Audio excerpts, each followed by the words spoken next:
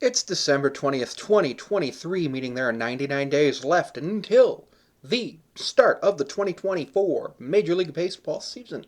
Not much is happening, so today we're going to talk about another one of my favorite Mariners from 2023, and that's Paul Sewald. He wasn't a Mariner for the whole season. He got traded at the deadline for a couple of players from the Diamondbacks and managed to get himself onto a team that played in the World Series.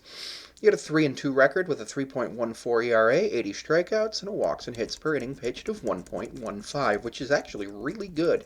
He didn't give up, I don't believe he gave up a run until the second game of the World Series. He was born on May 26, 1990,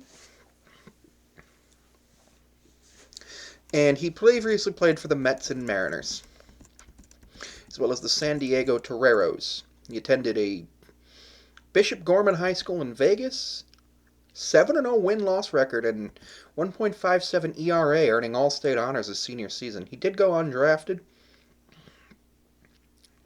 and then he started in the New York Mets, got drafted in the 2012 MLB draft. He got undrafted out of high school. He got $1,000 signing bonus, and just I'm imagining $1,000, what you can get with $1,000, and it's like nothing. Played with the Mets from 2017 to 20, the Mariners from 21 to 23, and he's still on the Diamondbacks. I do believe his club control ends at the end of next season. He took 118 straight Major League appearances without a win, the second longest streak in MLB history, but he's a really good pitcher. Now, in January of 2021, he actually signed a minor league contract with the Mariners and started in AAA, which I forgot about that. And he looked really good in with the Mariners. I didn't enjoy the trade, Ryan Bliss, Dominic Canzone, and Josh Rojas, but I understand why we did it. He's a very interesting man. Unfortunately, there were some issues with people at the end of the World Series game where he gave up a couple of runs, sending some threatening messages to his home and on social media, and I don't like that.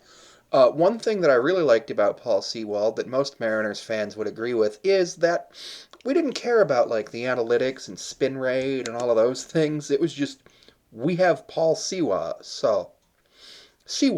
We're going to put him in, and he's going to close out the game. And unfortunately, we lost that at the end of the season. Um, but that trade did, along with the Jared Kelenic, a little bit of nonsense with the way he broke his foot, did kind of kickstart our August, which was really cool. I thoroughly enjoyed that happened. I would not want him to be traded back to the Mariners because that would require giving up some prospects, more than likely. But if he ever chose to return to the Mariners, I'd be happy to welcome him back, just like we all welcomed Ichiro and Junior back. Relief pitchers and closing pitchers don't have a glorious job, but he is just such a cool guy. And if you actually go and look at some of the memes about Paul Sewald, you'll see why I enjoy him. And anytime he comes out, you're just like, yeah, I know this is going to be a fun outing. Mariners haven't really done much in the offseason so far, but that's fine. Um, 99 days left until the end of the end of the offseason and the start of regular season baseball. Super excited for that. I do want to check out what the potential Paul Sewald baseball reference.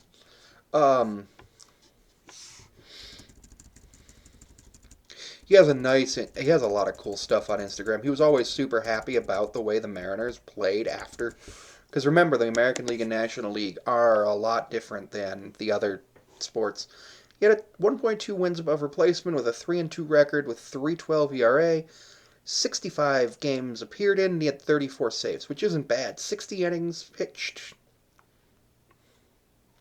In his career, he has 3.1 WAR, 19 and 23, 406, 68 saves in 317 games, and 336.2 innings pitched with 407 strikeouts. Now, remember, you don't always get a chance to earn a save when you are in, because if you come in and your team's up by 5, it's not a save. Your team has to be able to be, you have to be able to be the losing pitcher in one grand slam in order for it to count as a save.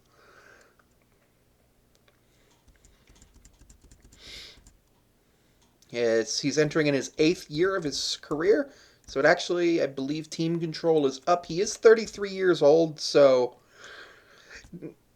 it wasn't a bad move for him to leave for the Mariners to move on from him just because of his age.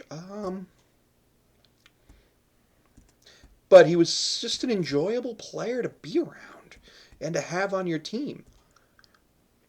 He did bat a few times in the uh, huh.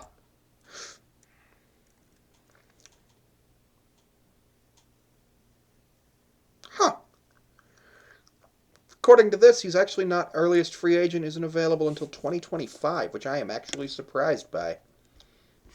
I don't see a projection on Baseball Reference, which is there's the projection.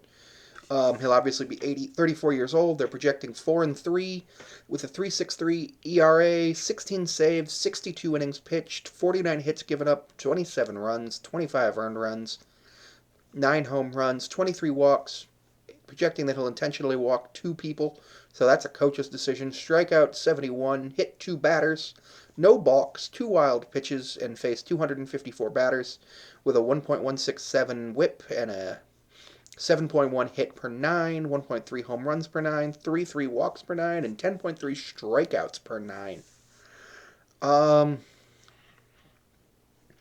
I actually think he's going to do better than all of that. I just really think he's going to have a breakout season next year for Arizona, and I think Arizona is going to look really good next year. So I am super excited to see him do well in Arizona, and if he ever wants to come back to the Mariners, I would be totally happy with that.